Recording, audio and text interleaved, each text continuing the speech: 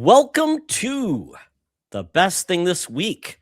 It's the official show about the best things we did this week or last week, if you want to get specific, in the world of nerd, food, and everything we do for the Fandom Foundry. I am Todd Oxtra, but this week I'm joined by a very special guest, a friend of all of our podcasts, a mutual friend of many of our podcasting networks. He is the producer extraordinaire, one of the co-hosts of the Nerdchat, and one of the coolest and smartest guys I know. And he's an educator, so he gets bonus points. So that is ChipotleBear, aka Jose.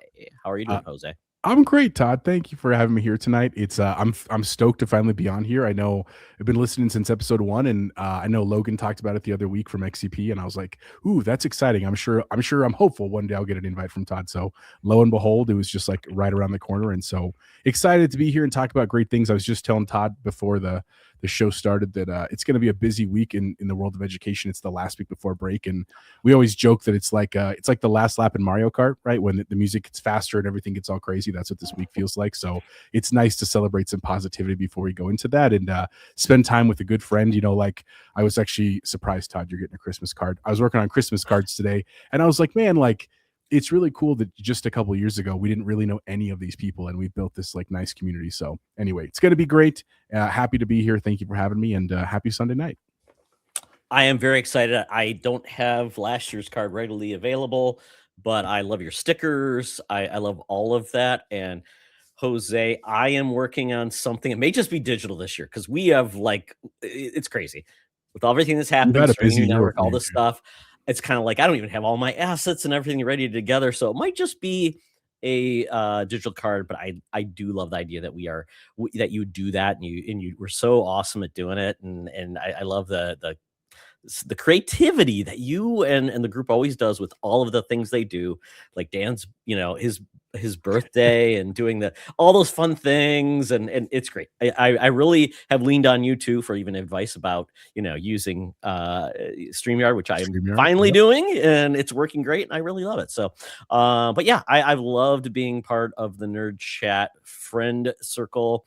Found you guys through XCP. So it's kind of like I always say, the world of podcasting is, especially in the independent scene, is a very tight unit, and everybody, you may not know everybody, but you'll eventually get to know everybody, which is so much fun. So 100%.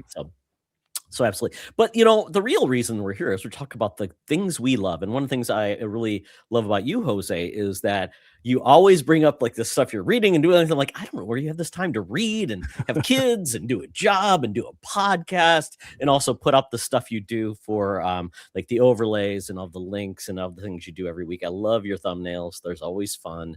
I tried to do that, but I can't keep up with you. You're just too good. But you got a lot of good blackmail photos of everybody too. Oh man, so it helps. I did. It helps. After we started that, I asked him, I was like, I need you to take these 10 poses. Like I gave him a list of 10 poses, and I said, go stand in front of your window and make these poses and send me the pictures. And I'm so glad I did that, because it made making thumbnails so much easier. Because otherwise I'd be like, take this face, and they wouldn't get back to me. And it just takes time, like you said. So it's honestly fun, man. Like people have asked me that too. Like, why do you do all this for, like, because we're not making any money. We're paying a lot of money to do all this, honestly. But honestly, like, it's some of the best times of my week, man. Like growing up in life, like I adore my job. I love my family, obviously, but I never get to see my friends. That's just kind of what happens as you grow older, especially as a guy. And so this was a really, really nice way to stay connected and make sure that we see each other most of the time every week, if not basically every other week. And of course, grow that subset of friends. So it's a nice creative outlet as well, because I don't get to do that a ton at work. So it's nice to do that as well. Well, especially when you're a boss and kind of awkward, and you got to be kind of keep it professional. And yeah, it's like you want to have friends, but certain things you like to keep secret. Yeah. I do share. I mean, I'm assuming like I do share about my podcast with my coworkers, but I don't like outwardly just say, you got to subscribe. I just keep it on the down low. If somebody finds out, I'm like, cool. Yeah. Check it out. Appreciate it. But yeah, it's an interesting experience. And to your point, I am a transplant to Minnesota. Been here 20 some odd years, but I've moved around the country. A lot of my friends, are from Michigan. So it's been a great way to reconnect with people, but also connect with new people and make a cool circle of people of certain ages that just love the same things, which is very hard to find in the real world. Well, let's get into some of the awesome things so people can also maybe will say, oh, that sounds interesting. I want to check it out. So I'm going to start with the best things we ate this week. So Love it. Jose, I want you to kick it off because that was one of the things I loved about the Nerd Chat when I first listened is the best things we ate and not believing that Dan was all about a six-pack abs and everything, but also then talked about all the stuff he ate. And I'm like, I'm so confused. Do not have a heart attack on a stand. And I think he went to the hospital once. So I'm like, oh no, it's catching up with him. But he's okay now. To be fair, it wasn't because of food though. It was because of pre-workout that he was taking too much of. And, unfortunately, I'm sure, I don't, maybe you're more disciplined than we are in the Nerd Chat, but I can speak very confidently for the four of us that we have a problem with not sleeping. So we stay up too late playing games or sometimes working. And then of course, like you still got to make everything happen for your job and your family and everything. And so the one thing that I don't do enough of is work out. Well, Dan certainly does that better than I think all of the three of us. And I don't know where he fits it in. Does he even work? Is that a lie? Like he actually he's just a billionaire. He's like a billionaire, like error, right? He gets to open it all. He's but no. Bruce Wayne. Yeah. I mean, he has a nice like rack in his gym and stuff like that. He goes for walks pretty frequently. So, good for him kind of thing. But that's where I put my time into like graphic design stuff for the show or reading and that kind of stuff. So we all spend it in different ways. And like Bacon said in the chat, it's getting to hang out together is nice. He and I were just chatting last night while he was playing Power Wash Simulator and I was playing Fortnite for 30 minutes. It's nice, man. So anyway, should I talk about food? Sorry, I didn't mean to derail us there. No, I love this. Absolutely. Food. I'm a big fan. Even before this, right before this, I said, hey, we're going to be a little delayed tonight. My son wants to get food. So smart. Food is important. It keeps us fueled and we love it. And that's one of my favorite things. So tell me about the best thing you had and ate this week. So on Friday night, so it's kind of, I'm very grateful for my wife. My wife is really good about pushing us to basically cook most nights of the work week. Not that we couldn't afford to go out if we wanted to, but just that like as our girls are getting over, our girls are 8 and 10 years old, we try to make that time just a little bit special of like, we're going to put things away even for an hour, like phones and talk with each other. And we do like a high-low buffalo, like best part of your day, worst part of your day. And then just some random thing that happened. And it's been really nice for our kids. But one thing that's also developed because as my kids have gotten older and Todd, you're really more the expert in this than I am. As they're getting into like music and swimming and sports and activities, Friday we get to Friday and we are just like dead tired. And so we've kind of made it a running tradition that on Friday nights we always go out to eat somewhere, which is really nice because then no one's doing dishes. And so this Friday, thank you for pulling it up on the screen, we went to this place that's in Littleton. So we live in Southwest Denver. Bacon lives in Highlands Range. Me and Dan live in Southwest Denver. And kind of close to Littleton, Colorado, if you've ever heard of that town. It's a really, really cool town. Littleton, Colorado. I swear there's been like something that has a company reference there. Probably. They say it's not that big of an area around us, but it's like well known. And their main street is this really cool, walkable, like 4 blocks with tons of restaurants and stores and stuff. And so it's one of our favorite places to go. If you ever heard of like Denver Beer Company, they have like beers like Princess Yum Yum and the Bike or Pedal Pusher and stuff like that. There's a tap house of Denver Beer Company in Littleton. That sounds amazing. I do really awesome. I love good beer. And their food is awesome. If you ever come to Colorado, Todd, I'll happily take you there. I promise. Fun fact, Jose. I am going to LA in January. We're going to be at the Denver airport. So I mean, I will be there, just not there. There. Oh, okay. Well, one day when you come to visit, bring the whole family if you want to bring just the wife, and we'll happily take you there. It's one of our favorite places. But a couple doors down, there's this new Mexican place called Cencalli. That's what's on the screen. And what's really cool is it's a pretty small restaurant. Like it probably only has 25 tables and like 4 is the back size. So it's really crowded, but it's really, really delicious food. It's incredibly well priced on Friday. I had a breakfast burrito, which like that's not usually my Friday night go-to food, but it was absolutely astounding. I mean, just a massive burrito with bacon and cheese and potatoes and eggs and then smothered with red chili and pico de gallo and stuff on top. It was absolutely great. It was only $10. Like that's the other part that like in Littleton and Colorado right now, everything is expensive. And so to have that meal for that was absolutely great. And my wife got a Belladonna margarita, which was like bright purple. It was really cool and it was delicious. It was like a coconut tequila margarita that was absolutely great. And apparently that's that second one right there where it says Belladonna coconut lavender. It's won like awards, I guess, in tequila margarita competition. So absolutely delicious, man. That was the best thing I had this week. How about you? I love this. I love that there's a coconut margarita. I love that there's also an avocado I had that one before. margarita. That's my favorite one. They're out of season Holy right now though, but they're so good. cow. So what is their specialty? If you say like there's one thing they do the best, what would it be?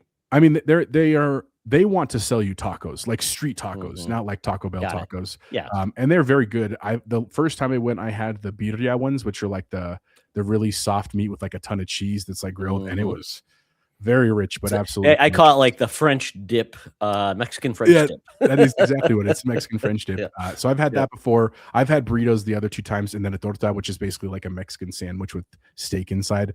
All of it has been Mhm. delicious. So I've yet to have something there that wasn't delicious and or reasonably priced. So, but tacos is what they're known for sure. Awesome. Yeah, I love that good Mexican food as really started to come back to lots of smaller spots in the United States, especially Minnesota. But fun fact, you remember a restaurant chain called Chi-Chi's? Ooh, I've heard of it. I've never been there, but I've heard of Chi-Chi's. Yeah. It was like the Bennigan's of Mexican food. Let's just put it that way. It was that type of restaurant. It is coming back. It Oh, actually is back, and it was actually based out of Minnesota, which tells you right there, Mexican food in all Minnesota, right. which quite honestly, we do have really good Mexican. We have a lot of folks that have moved here, Yeah, and now have several generations. So it's part of our food culture now. that's awesome. And Chi-Chi's is back. So, but it's like upscale now, and there's one restaurant. So it's like I love it though, because it's like, yeah, that place that you thought was never coming back is It was back. gone to history, and it's back. That's awesome. It's back. But the place that we went to, so just to let you know, we went to a music concert tonight. Ooh. The cool part about it was a holiday concert, which we absolutely love. It was essentially an all brass holiday band, Oh, and the lead is basically was headlined by Chuck Lazarus, who happens to be the person that gives my son lessons oh, at the University of Minnesota. He that's is an awesome. amazing trumpet player, and then also the basically his compatriot who's also in the band. He is a trombone player that was playing tonight. So Oh, Logan was so excited to see them just wail, and they yeah, were in their awesome. in their element. That's awesome. It was amazing, and so this was at our Minnesota Orchestra House, which is a beautiful building, and they did all sorts of just jazz type of covers of Christmas music. They even did Tchaikovsky's Nutcracker, very da, da, da, Oh, da, da, yeah. that type of thing, which was great. They did a great jazz cover of it. They had 3 singers that came out for different covers. Like they did this really interesting, like Stevie Wonder Oh, mix of like holiday music, but also felt like songs of the key of life, those type of things. And they also did some contemporary stuff. They did this killer version of a Louisiana Christmas, which had Zydeco music. One guy brought out dang. the washboard and was doing this. He was just Yeah. having a blast. And then one woman who was one of the singers said, one of my least favorite Christmas songs. I thought I should try to take that song and make it something much better. So basically, Yeah. take a Christmas song you hate, but make it Make really it great. cool. What was the song she hated? The 12 Days of Christmas. Okay, that's When fair. you think about it, it's a song that doesn't make any sense. No, and it 12 just ladies repeat milking. that. Yeah. But then she said basically, I decided I was going to make it really cool, a little jazzy with a little bit of different music mixes in it. But I did in 5/4 times. So it's basically go 1, 2, 3, 4, 4, 5, and that's your beats. It's different than 4/4 time. I used to play trumpet in high school. Okay, I didn't know I that. stopped. Oh yeah, and then my son now is a trumpet player in musical. So it's like he's taken the bar, he's gone, he's replaced his dad. But I'm so glad he is. That's And amazing. yeah, so she made an amazing song, and she had a great. Everybody was just having a blast. They had a local children's choir come Oh, on sweet. stage, and they did the Hawaiian Christmas song, Mele Yeah, Kalikimaka. Maka. Yeah. So they came on and they did an amazing job with the lights and the colors. They even did a cover of You're a Mean One, Mr. Grinch. And one of the guys That dressed up. sounds like an It awesome was an concert. amazing concert. It was like 2.5 hours long. Jazz concerts go long because they Yeah. like to Oh, they like to improv. They riff have a and good time. just go and feel it. Yeah. It was amazing. But we were there, and I'm like, "Hey, Jose, I think we're gonna be a little late because this thing's going long." And I couldn't get out of a parking garage because we were in there waiting to get out, and everybody's taking their time. Finally got out, and we went to a place called Red Cow. Well, Red Cow, they also own a place called Red Rabbit, and it's this amazing Minnesota only restaurant. And when I first heard it, I'm like, I'd never been there before, but I thought it was just like a burger chain or something like that. This is elevated burgers. I mean, we're talking Oh, like I'll show you what I got. So Yeah, I would love to see. this I'm a place big is amazing. burger guy. Yeah, so Red Cow is their burger joint, and then Red Rabbit is kind of like the everything else, like pizza and pasta, Oh, really good drinks. My wife had a really good drink tonight, which is great. Had a grapefruit Jarritos with it to oh, mix yeah. with it, which Also, I'm not even sure Jarritos had grapefruit, which I'm like, that yeah, tastes amazing. definitely like a lesser known flavor for sure of the Oh, Jarritos for sure. perfect. So yeah, so this is what I had. So I love it that restaurants have, and they'll show it again, but basically it was a Wagyu burger. And they put it on this, they put it on this is the they put a bechamel sauce down and they put the burger down on two sides. So it comes out like a fajita plate. Oh It my is. god, This that looks cheese is just delightful. the cheese is just like on there. I'm like, I think I ordered it medium rare, but it continues to cook. Oh my god, I couldn't eat the whole thing. I also had cheese curds with this amazing like Oh, berry ketchup. My son got this French onion dip, which is really good with homemade chips. And so, I mean, Wagyu burger. When you talk Wagyu, you know oh, you're not going to come you're off gonna get it cheap, right? delicious anyway, yeah. Exactly. So it was amazing, beautiful, well done. Yeah, it was a great time. My wife had a poke bowl because she's gluten friendly. So Gotcha. you know, you can in a place like this, like yeah, the burger's probably great, but we put it in a crappy bun. You know, it's like not going to be that great. And my son had an amazing burger, and his was medium rare, and he said, "Dad, oh my god!" And he I've never heard a kid say this before, but he said the greens on the burger made it. Like, Oh, what? that's not something I hear very often from No, kids. because it That's had great. arugula, and he said arugula. Oh, because it adds a nuttiness. Dad, I'm like, man, we raised my kid right. He knows Yeah, you food. did. Man, if he knows his greens, that's awesome. Oh, and Chipotle, he would love to take your name and claim it as his because I think Chipotle is a stop he makes like every other day, and he's like, "Yeah, but Dad, Chipotle's good, and it's good food." He's not wrong. That's why No, we have eaten it for so long, and it's where the name comes from, and, you know, it's taken in some other places. Maybe he's taken it secretly from me, who knows? We'll see what he gets for Christmas. We'll see. Maybe it might have something to do with that. We'll see. All right. Yeah, but that's a great place. Red Cow, highly recommend it if you're in the Twin Cities area. And Red Rabbit, once again, is another restaurant. And this place, when I thought it was going to be more homey, rustic, nope, high end, beautiful. Awesome. I'm like, I saw their granite, or every table was granite. So when you're sitting, like in the video, like, yeah, obviously. I want that to be my new countertop in my kitchen. Get rid of my Formica or whatever I have, the cheap stuff. I mean, Oh well, we have granite. It's awesome. It's not cheap, but it's awesome. well, that was on our list of things when we moved in the new house in 2022. We You still said got we time. would. Well, you know, we're like, hey, what do we want in the next house? I'm like, I want to not have to add anything, but I'm okay with changing a thing, but I still get everything else. So the one thing that we didn't get is a modern kitchen. We got a kitchen from 1993. So All right. had not changed. The same year I graduated high school. Nice. So there you I know go. exactly It's the gonna kind of get kitchen you're changed. talking about. Yep. So it's great place. And then best thing I made, I did make a really cool gluten-free cornbread chorizo. I call it a casserole because basically it's the chorizo, all of the onions, the peppers, everything in there is on the bottom. And then I added some that's basically the baseline. And then you put the cornbread on top and then you bake it. Ooh, that sounds delightful. Really good. Yeah. Really good. Although gluten-free cornbread, tasty, but dries out. So It's you definitely do have different, to yeah. add some type of salsa typically to it, which made it really good. So, and then Okay. I gave it to half of my son my son said, "Hey, do you want half of this? Come home, grab some food, and go back to college." He said, "Sure, I'll be by." That's awesome. He doesn't Good. return my phone call or text that often for other things, but when for food's food. involved, and he's 20 minutes away, so it's it's a perfect mix. So That's awesome. so there you go. That is food this week. Love And it. you know what? I'm going to be very excited because I bought a bunch of really good food. Well, not good food, holiday themed from like Aldi's and everybody else. So I've gingerbread everything right now, Jose. So I'm very excited about food. I know we all will be excited about Always. Christmas and New Year's because so many good things to eat. But you know what? We'll take care of that. And I did you want to talk about Little Debbie's? Well, I just before wanted to we say leave? that because you were talking about things I ate. Oh, I love the Christmas cakes. So much that I bought. You can see there's a decoration of a giant Christmas cake here behind me. I got that from what? Walmart this week. My Oh, secretary sent me the link. I love it. And I've only had 2 cakes so far because last year I ate like 3 or 4 boxes, and I was like, I probably shouldn't do that again over the whole holiday. There's like 2 or 3. I'm like, oh, that's okay. Yeah, boxes. Not how many? Like 8 in a box? 5 in a box. 6 in a box. So 5 in a box. Okay. Probably 20. Used to be probably 8. They went down to 5. Yeah. Oh yeah. They've definitely cheapened out a little bit. But anyway, I just want to say that I love them. Very excited for the season, and that's it. I don't have anything other special stories about that.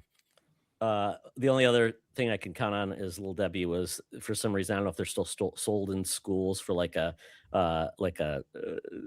snack at lunch, which was at my high school.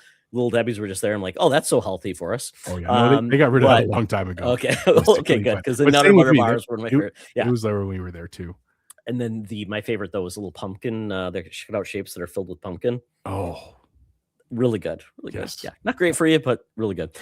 We move on to things we watched, and Jose, I think we're very similar. That we both like horror. We both like all these really cool things. And it's funny, I hear about, Bacon, if he's still in the comments talking about Landman, it just makes my heart hurt. And I'm not a big fan of those shows. Taylor Sheridan, I know he loves it, and I'm like, oh, watch something else, but he likes other stuff too, so I can't figure Bacon out. Sometimes I think I've got him figured out, sometimes I don't.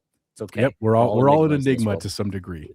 Exactly. So do you want to kick us off with what you watched? Yeah, so when I say watched, there's a little asterisk on that, and that is that when I am working late at nights, which I do most nights, to be fair, I really, so sorry for your listeners don't know, if you listen to my show, I got a new job this year. I became the principal of my school. It's the same school that I've been at this is my 19th year at the school. I'm very thrilled. I have an awesome staff. I love the kids. I love the community. So I'm very grateful that I have this opportunity, but it's been a huge learning curve, like way more than any other first year in my job. And so I have not had as much time to game or to do other fun things, because I legitimately come home and I try to be home with my kids while they're awake. And then when they go to bed, usually my wife is usually 30 minutes or so behind them. And then I'm usually working. But in that, when I get to do that, I usually have movies on, because I need something on in the background. Like silence is weird. It doesn't work well with my brain, and so usually have a movie on quietly in the background. And it's the Christmas season, so I like all kinds of stuff. We were watching the animated Grinch, the one with Benedict Cumberbatch. We really like that one. I was watching Die Hard for Bacon. That's one of his favorite movies. Yeah, this is the Grinch trailer. My kids love this one. We love this one. I haven't seen this one. I need you to give me the why does this exist? Because obviously now we have the original animated, the Jim Carrey, and if you've watched any commercial on TV for Walmart this year, oh man, they're really all over it. Yeah, I mean, the Grinch is everywhere, which is great. But what makes this one special to for someone who maybe it's just more Grinch? Yeah, so to be fair, it is the same story. The story, surprise, doesn't change in terms of the Grinch being a Grinch, and then of course his heart grew 3 sizes, that kind of thing. But what I really liked about this one is the old one, the cartoon one. If you've never watched it recently, it's not that long, because it was kind of like a short story, right, of the Grinch guy, and it's a classic. I love that one because I grew up with it, but it's not super long. And so obviously they came out with the Jim Carrey one in 94, 95, something like that. And it's good, but it's kind of creepy for kids, because he's kind of scary, and there's a whole subplot about the reason he's a Grinch is because he loved this lady, and the lady grew up and didn't love him and stuff, and it was kind of a little ethereal for kids. This one is not. This one is very, very much for kids. It's centered around the Grinch and this kid, Cindy Lou Who they I can't remember who plays the voice. I think it's Chloe Grace Moretz plays the voice of Cindy Lou Who in this one. She's perfect. She's awesome. She was younger too when it came out. And then her mom is played by Rashida Jones. And the story is that her mom is a single mom, has 2 little kids that are infants, and is just working really hard to be a great mom and make Christmas magical, but she's just tired. She's a nurse by day and then a mom by night. And so the spoiler, and I'm going to spoil it for you, Todd, a little bit, is that her Christmas wish, which usually would go to Santa for a president, is that she wants her mom to be happy. And so it's literally a heartbreaker as a parent. And so the Grinch is the classic story. He abuses his dog Max, but Max loves him, and he's a Grinch because of what happened when he was much younger, where he tried to be social and everybody made fun of him because he was different and stuff. But it's got an all-star cast. I already mentioned those 2. Cumberbatch plays the Grinch. Kenan Thompson from All That and SNL plays the mayor. There's a lot of cameos like that. and it's kind of that classic, like if you like Despicable Me, it's made by the same company as Oh, yeah. Despicable Me, obviously the Minions and stuff like that. So it's just there's a lot of humor that's kind of quirky. There's a lot of just small like homages to other things, but it's cute and it's very, very, very family appropriate. So it's funny and silly and stuff, but also ends with a good thing. It's just like a good time. So like even as an adult, my wife and I also would watch this without our kids, if that makes sense. So great show. So watch those two things. And then the other thing, which may or may not make me a great parent, I'll be super honest, is that the new season of Stranger Things has come out, and I have not watched any of season 5 yet. I know Chance Bubble Boy has watched. I know Dan was watching. I think Bacon has watched it. I was going to watch it, and then lo and behold, my daughter, Penelope, who's going to turn 11 next week, was like, I want to watch Stranger Things. And I was kind of like thinking back, like one episode or the whole thing? Well, the whole thing, Dad. Well, I was just more like, it's not like a kid's show, but I was trying to think of like, what was like some of the worst things. Obviously, there's some violence and blood and fighting and stuff. She's seen all of the Jurassic Parks and, plays video games. So like, I wasn't too worried about that. I was a little bit worried about some of the relationship stuff. I could remember a couple scenes in a couple episodes, but nothing was like horrible. So I was like, all right, let's do this. So we've been rewatching it literally since episode 1. We are now to season 4. We're almost there. And it's been really great. Like that's been one of the things that when I get home from work, even a long day, they get home from school, we can sit down for an hour and watch an episode, and man, they are locked in, and we are locked in with them. It's been fun rewatching all the stories and stuff. And I don't know if you remember season 4, but it got quite darker pretty quickly. So was that the Eddie season? It is the Eddie it was season. that, and that was all the Vecna, and it was amazing. And they had like the throwback to the 50s, 60s, right? And the original kind of set of kids that like Elle would come from and stuff like that. And it's interesting though, because I was a little season 4. Yeah, I was a little worried about. Oh, that's right. That's right. When she was in I was thinking of like the kids that had escaped. That was in season 2 or 3, right? Yeah, 2 was the former girl that was like had like a bandit. She was like a robber in her city and stuff. It was this weird kind of like side storyline. That was season 2. But the weird thing was like I was kind of worried they'd freak out with Vecna because he's kind of scary. I mean, he's like a monster, you know what I mean? Yeah. We haven't seen him in the show yet, but when we were talking about it, both my daughters were like, "Oh, is this the season with Vecna?" And I was like, how do you know who Vecna is? And that clearly is like the school influence, right? Is what that is. Yeah. So anyway, or even just watching YouTube, if you even look Stranger Things, you'll see like a billion videos, like spoilers for everything. Yeah. Yep. And they love YouTube, to be fair. So that's what we've been watching, man. I'm very excited. We probably won't have a ton of time to watch stuff this week. We have a bunch of events this week, but then after Friday officially break, that's what I'm looking forward to. Just on the couch, pajamas, with the whole family enjoying Christmas movies and Stranger Things. It's gonna be great. How long is break? So Friday is our last day, the 19th, and I go back January 5th. So it's about 2 weeks. That's not bad. It's not like because this year the 2nd is a Friday. So it's funny because my company, depending on the year, the way the holidays fall, they'll give you the holidays off or they'll give you like a flex holiday. This year it's like everybody's go back to work the 2nd, which is a Friday. It's like, really? But I guess if anything, everybody's going to be on Friday. And like, is anybody really going to schedule meetings? Well, because they are, of course, because Jose, I'm that guy that my company does not let you pull vacation over. My company I just hit 20 years last week at my company. So at this point, I've maxed my vacation. So, and if we don't go on a family trip or something, I really gotta use my vacation. So the summers we get like summer Fridays. So basically you only have to work a half day on Fridays. So I burn a lot of vacation because I take another half day. The other half day on Fridays. It works because there's not much going on. People are taking vacations. They do it because Minnesota, we get so much bad weather. They're like, you enjoy your summers because you're going to be like stuck in the winter, negative degrees. Exactly. Well, you guys in Colorado know you get this winter becomes either cold or snow, and it's like and then it's like even then it's like, you really want to hang out outside? Well, a lot of people don't.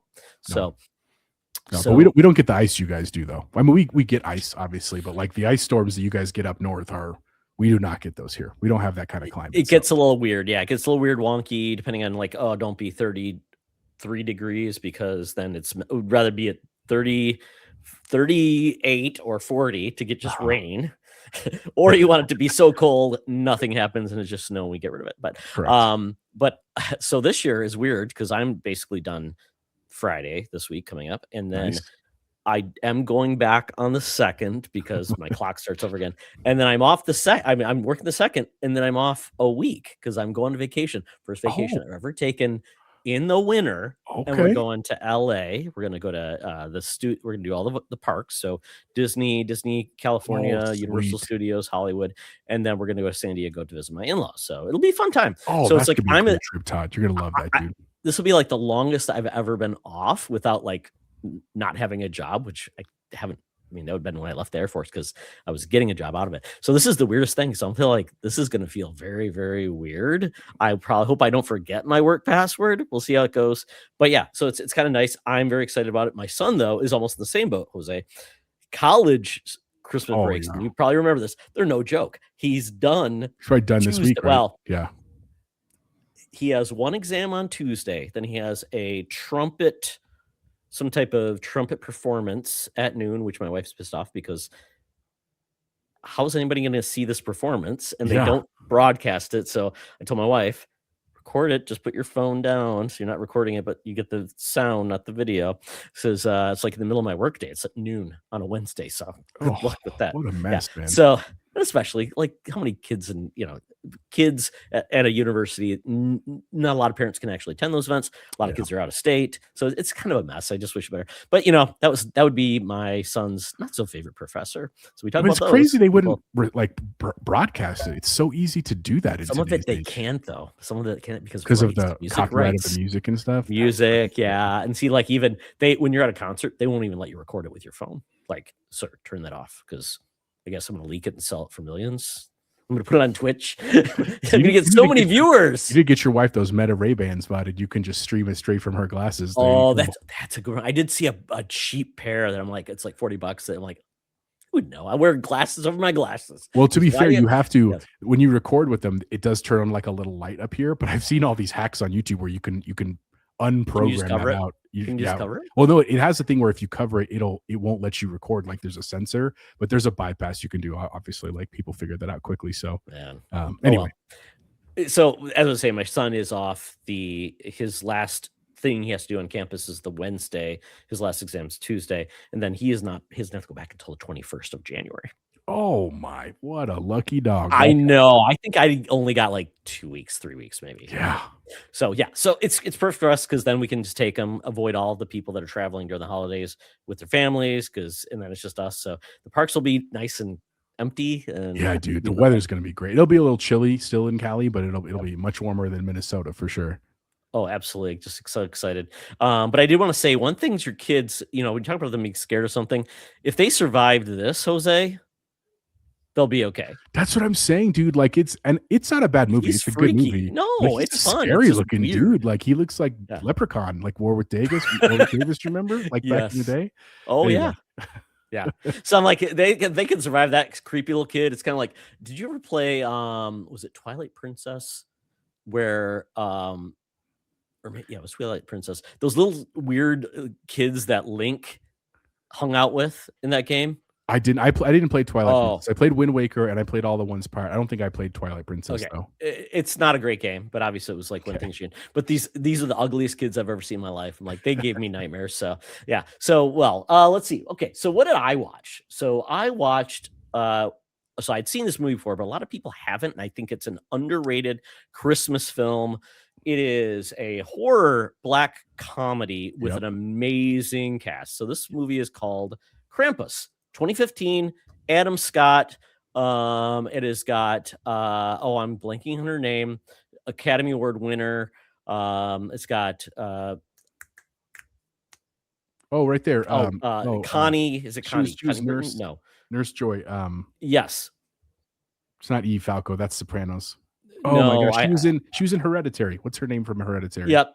It's not Tilly. It's something like that. Connie. No, Connie. Oh god, I can't remember her name. But yeah.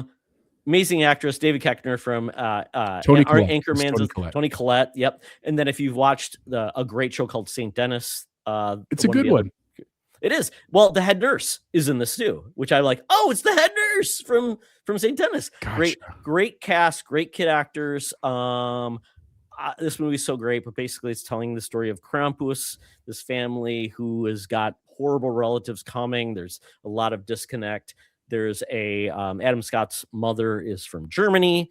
She's an immigrant, still speaks primarily German, which everybody understands. Some speak it, some don't. But it is essentially the story of what do you do when you're bad for Christmas? Krampus comes. And this movie it's PG-13. I looked. So it's not like horrible, like violent, gruesome things, but it is scary because of the imagery of these toys and things, the elves, and the way that the town changes. And it's amazing that Krampus, when you finally do see him, he's not just like slow, he's fast, and he is so creepy. And it really feels like this family's just trying to survive this horrible night.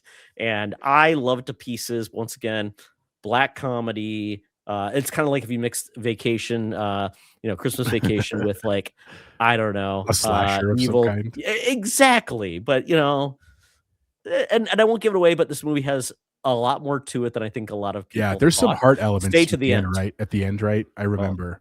I've seen it like 2-3 years ago. I remember. I should have watched it again. What did you watch it on? What platform? That's a good question. It's on Peacock. The funny part, if you don't have Peacock ad free, then my wife got pissed off because ad at the beginning, I thought, oh, they're doing this. They're gonna have one ad and that's it. They do one in the middle halfway now, through. too. Yeah. And she's like, it takes you out. I'm like, absolutely. I'm like, I should just buy this film then if it's going to be that way. I don't mind ads, but in movies, you got to do a better job. Like, have someone buy all of the ad up front and say this movie brought to you by. And they used to do that. I thought that was the law. I was like, the streaming law. We live in a society, Todd, Exactly. What are you doing? I mean, like, am I getting an intermission that I have to pay for if I don't want the admission? It's kind of like Amazon Prime now charging you for Prime Video, charging you for ads. For ad-free viewing experiences, yeah.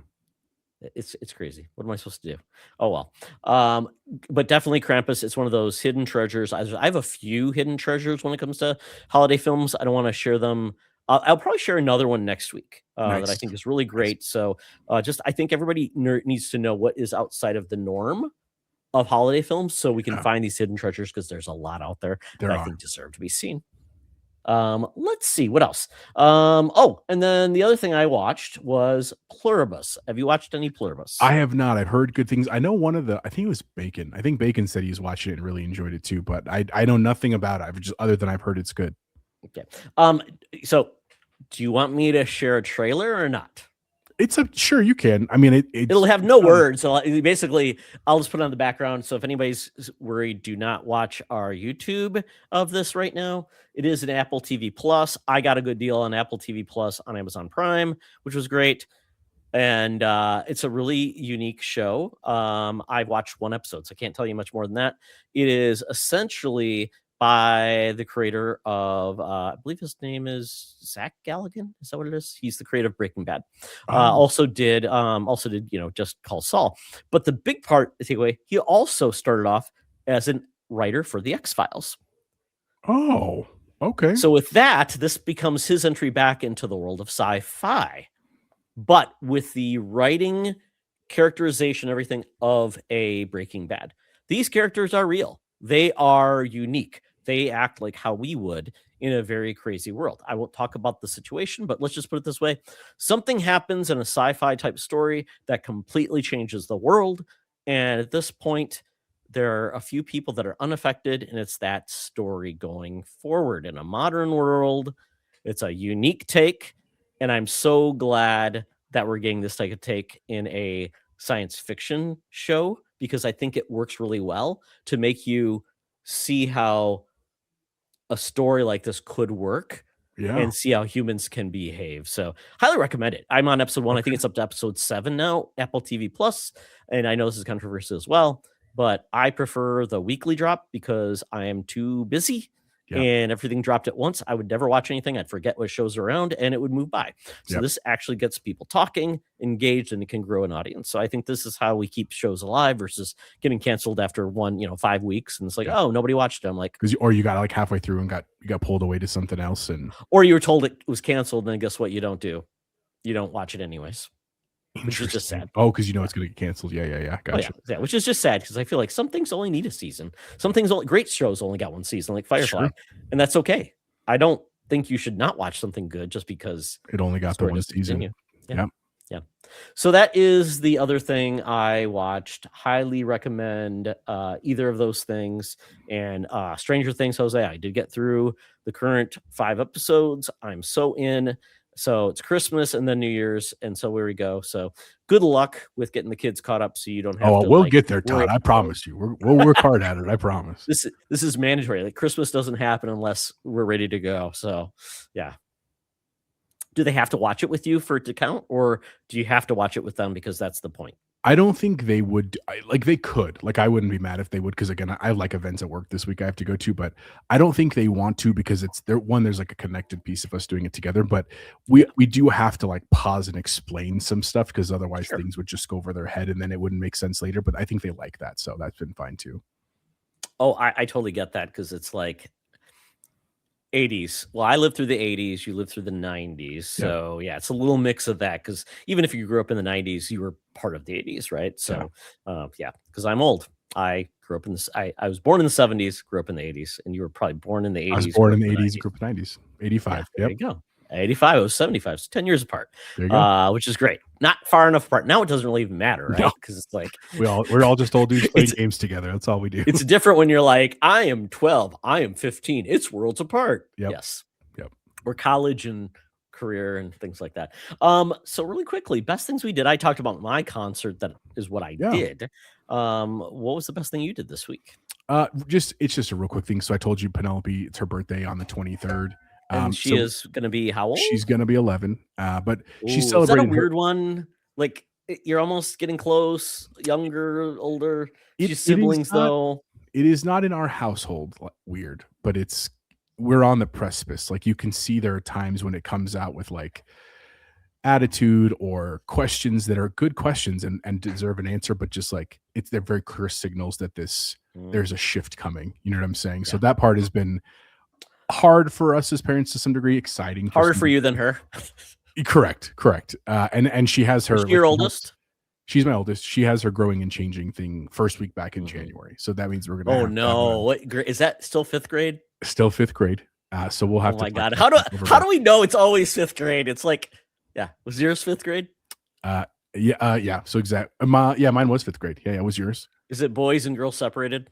I don't think. No, I was yours separated. Mars were all in the same room. I was in Miss Milky's class. I remember it was yesterday. Nope. Separated, and you had to get it. I don't know if we had to get a note to take it or we had to get a note to not take it. It was one of those things. It was always one kid, and one of my good friends down the street, one of my best friends, his parents gave him a note. Yeah, that is still a thing, because even at my school biology, you have to get a note for when you get to that unit in biology. Healthy decision making is what it's called. Yeah. So yeah, that part is still, we got to make sure everybody's on board. Otherwise, is that a class you ever wanted to teach? I didn't. I was social studies. I didn't teach science. No, but is that but if you're like, hey, Jose, we need somebody to come in and to pinch hit and teach, I wouldn't. Is that something you'd love to teach? Okay. Those things don't bother me. In terms of the conversations, people get very uncomfortable.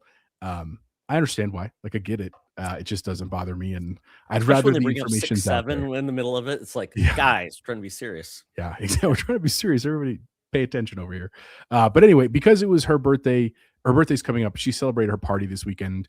It was just it was just fun.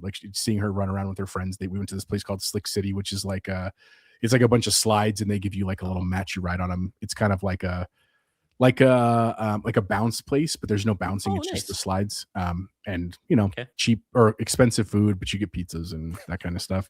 And then the other best thing I did, which was on Friday, as being a new principal in my district, we're going through some big changes for the next coming years. And I got to sit in a room with 3 other very close by principals. And we just got to talk very informally with each other. There was a lot of laughing and stuff. And that was really helpful. Just not only professionally, but just socially, going to meetings. I still feel like the awkward kind of new guy, and everybody's very nice. Don't get me wrong, but it's just everybody knows what they're doing, and I feel like I don't. And so it was really nice to have that connection with a couple other people, two other men and a woman, Mrs.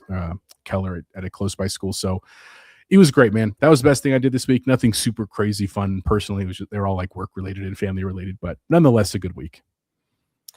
I tell you, like anybody has a new job, even if you're in the same company like myself. I've had many new jobs, and nothing makes you feel so much better. In like my job, there's always a team channel for Yep. like, oh, it's newbies or this supply chain people, and it feels like because it feels like it's a safe space to ask questions that you think are dumb, but when everybody says, "Oh, that's a good question," meaning everybody else feels the same way. Yeah, they yeah. want to ask those questions. So hopefully that's something where you guys from that meeting, you can continue those having those open forums and having that because nothing is better than feeling like, to your point, I'm not alone.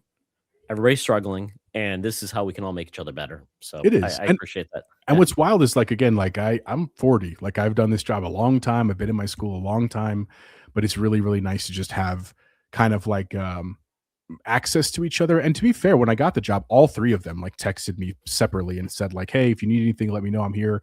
But like you said, I don't want to be the dude asking questions all the time and saying dumb things. But it was really nice to just have that kind of like affirmative moment of like, no, they're all normal people. They have lives too. They care about their school, and they also don't want to have a heart attack by 45. You know what I'm saying? Like because of the stress of the job. So Yep. that part is really nice, man. And Jose, I wish I had your board of things because I would have clipped. I'm a man. I'm 40. Oh, I You got said that. it. I couldn't even hear it. Too Oh, it quiet. did not come Oh, through? Dang, I don't know what no, it it did not come. It's funny when Chance has been on. Chance is, one of your podcasters in your group, a good friend of ours, and also in our Waiver Wire Wizards. He brings his own soundboard board too. Yeah. Is this better? Nope, you're muted. You're muted. Let's hear it. Am I muted again? Oh, hang on. No, you're okay now. You're okay now. That they didn't come through? No, I didn't hear it. Dang, I don't know what I did. I changed something. I'm sorry. Yep. No problem. But yeah, if you want to hear that clip, listen to the Nerd Chat because it comes out at least 3 or 4 times. And I asked them, I want them to add I'm a man, I'm 50 because I truly am 50 now. So there we go. Yeah. And if you want to listen to something fun, I listen to the Rich Eisen show on Roku. It's a great show, primarily NFL related, but he always has guests. And he had Hank Azaria come on, and Hank Azaria is obviously one of the greatest voices of every sectors. Where he did the Mo thing, right? He had Mo and yes, he did the clip. He did it as Mo, which was great. So good. Like you got to get that. You got to get that for to our whole like friend chat. Yeah. I need to pull that. I need to pull that audio file. It's so one more good. time. I think I got it. Is this it? I'm a man. I'm 40. There we go. Yes, we did it. Yes. So yes, you're a principal man. You're 40. There we go. Yeah. So I love that. I love career development. And hey, and if I love mentoring, and I know you're great at mentoring, and I know someone's going to mentor you, and you're going to mentor somebody when they're same position you're in, because that's what we can do. We can mentor and raise people up. That's all we can do. So very good. That's your the more you know goes across the screen. Ain't that like bumper there too? Then let's get into like the best things we played. And I will say I really only played one game, but one thing I want to talk about, it's like it's related. What's the best thing Are you going to show me? I hope. Oh, okay, sweet. So this is the 8-bit dough. Amazing controller. $80, limited edition. It's now sold out. So I don't know how many they made, but this is great. So this is like basically, if you think about like NES, kind of looks like an NES. This is the case it came in for $80. Comes in this case. You open it up. Beautiful. Oh, that is gorgeous, dude. And then the cool thing about this, you can keep it in here, and there's like a little pass through in the back. Oh, for charging? That is for charging. Yeah, for the USB-C.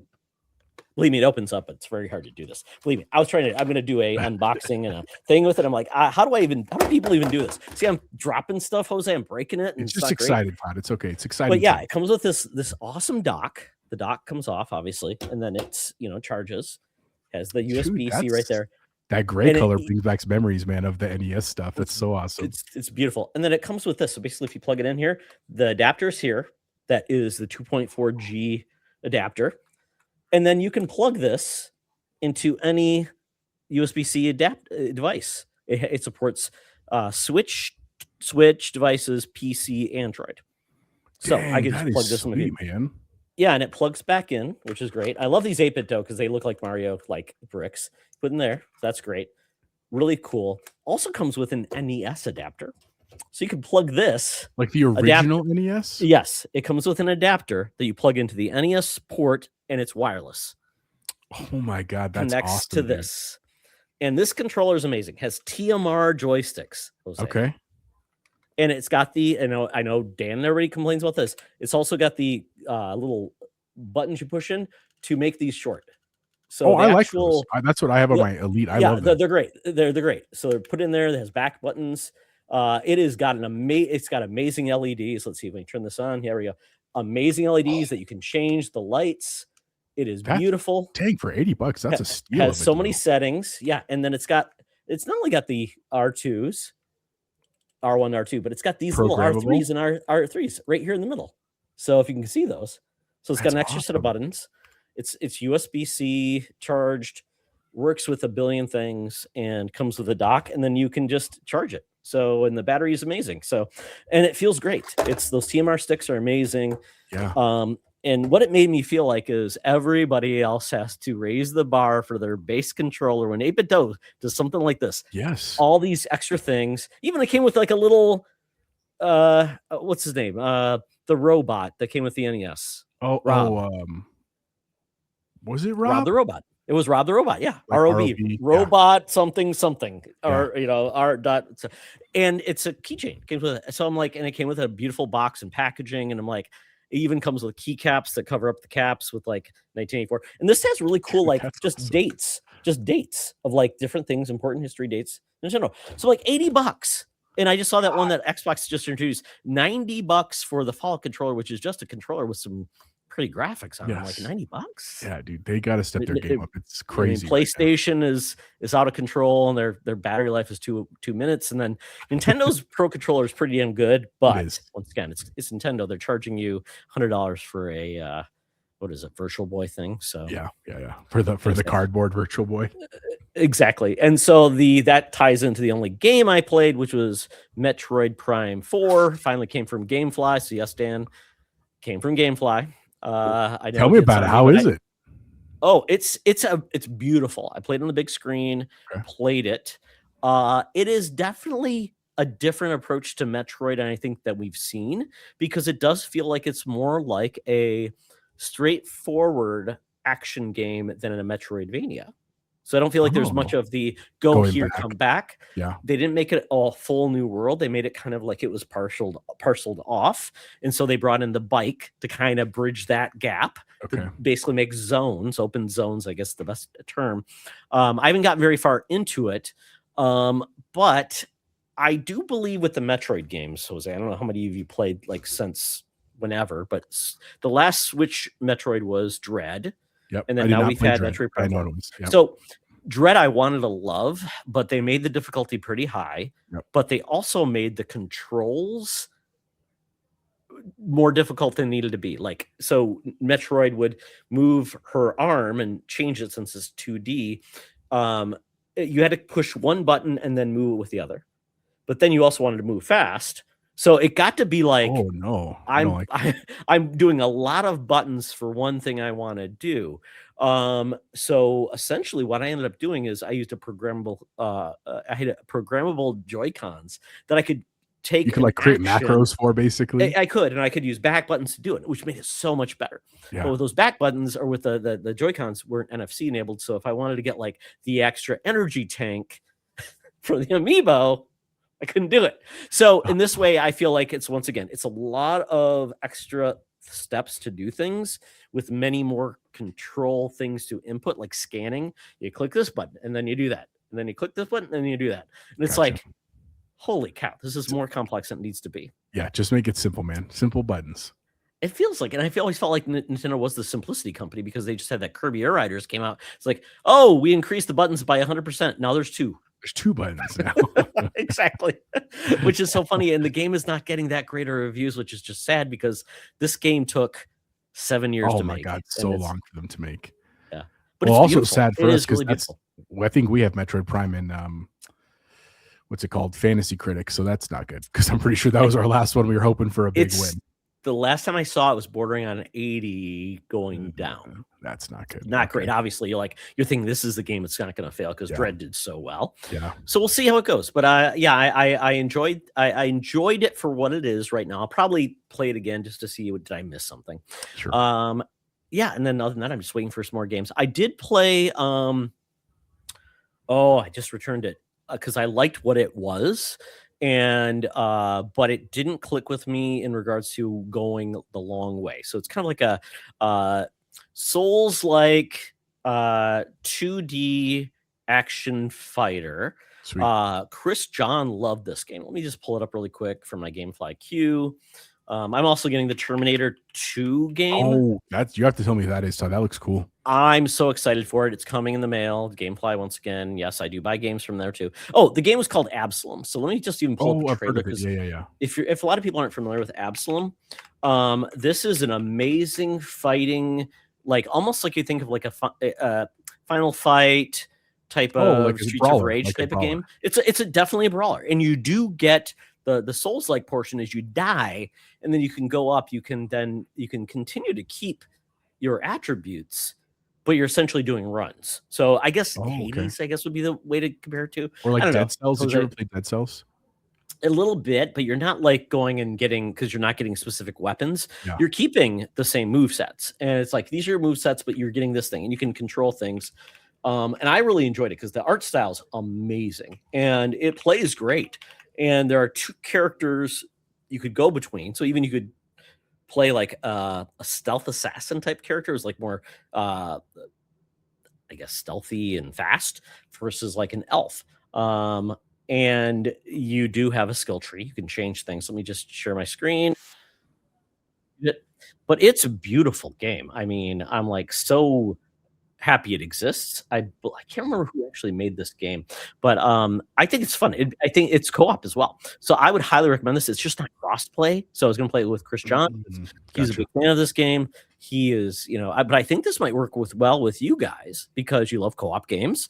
You like some of the Souls-like, and the level of difficulty is there. It's beautiful. You have one character that's more weapons-based, but it's got that classic like brawler style. Oh yeah, but it is awesome. I really enjoyed it. Just to me, I don't love the runs, meaning, oh boy, there's no save points, so I got to go back from the beginning and all over again. So I don't love that. I wish they made like the easy mode, and I know that's not the point, but for those of us who are starting off and maybe would love it just to play through the game, like Hades, I wish there was I finished this level, even just finish the level.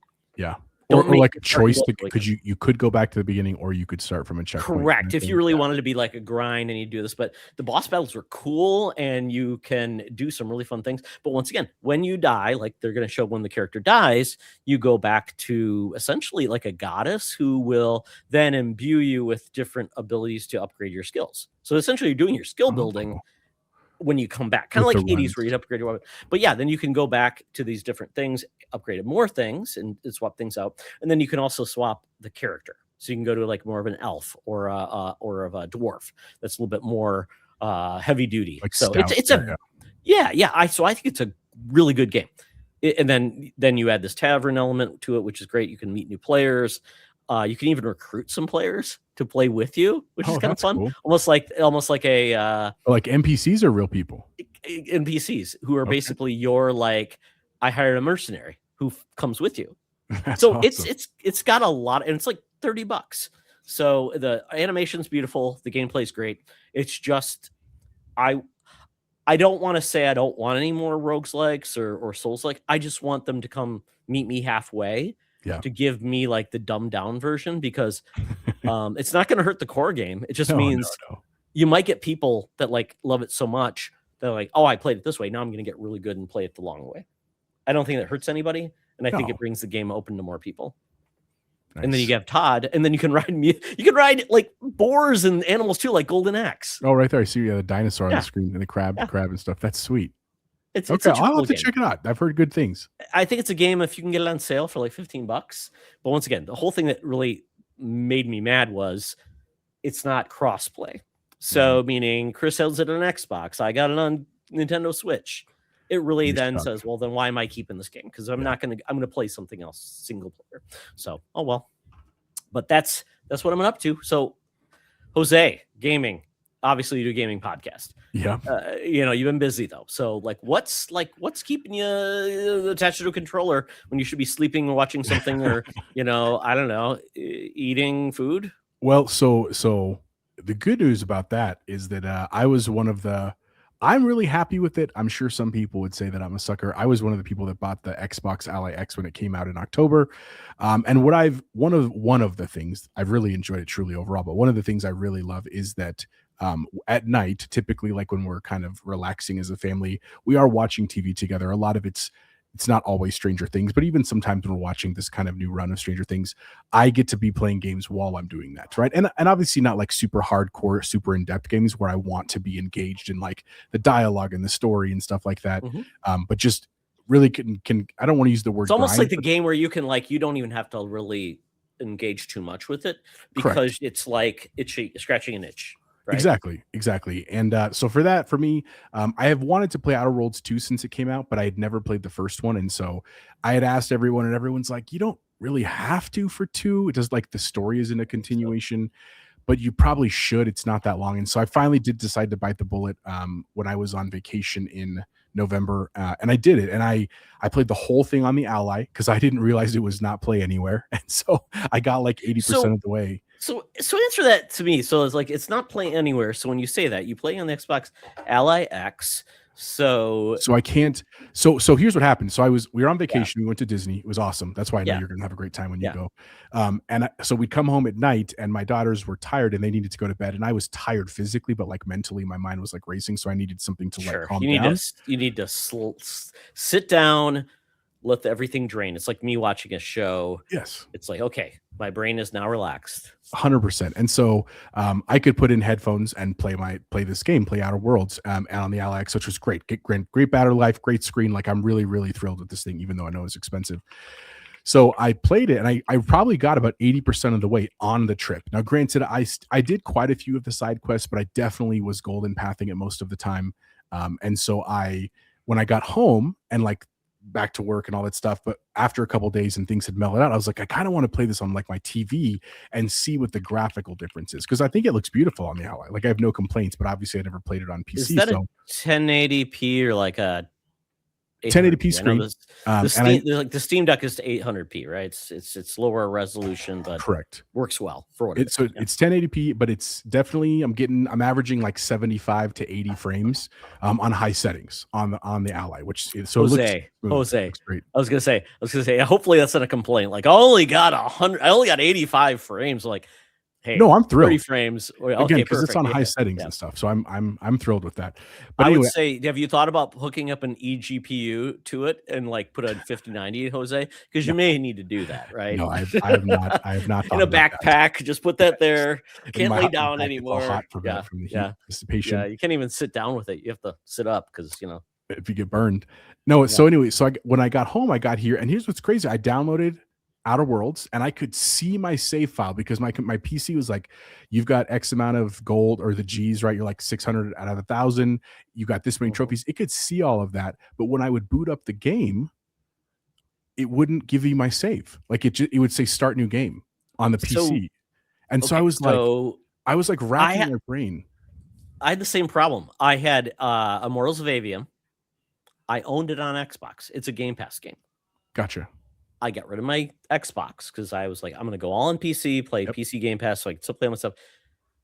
Boot up Immortals of Avium. Guess what, Jose? No save. I'm like, what? Yes. Yeah. So it's like so dumb, right? And that's a game that's owned by, it was not published by Microsoft when they bought the game, right? So it was Crafton or whatever company. Yeah, so I was so confused, and I was getting frustrated, and I was like, I was trying to avoid calling bacon. Not because I don't want to call bacon. I love bacon, but I just trying to I want to solve the problem on my own. Correct. And sure enough, I can't remember coming across somewhere in like a forum that was like, it's not play anywhere. Your file's not going to transfer. And I was like, oh my God, I have an answer. And now I'm really frustrated because that's the answer like I didn't want.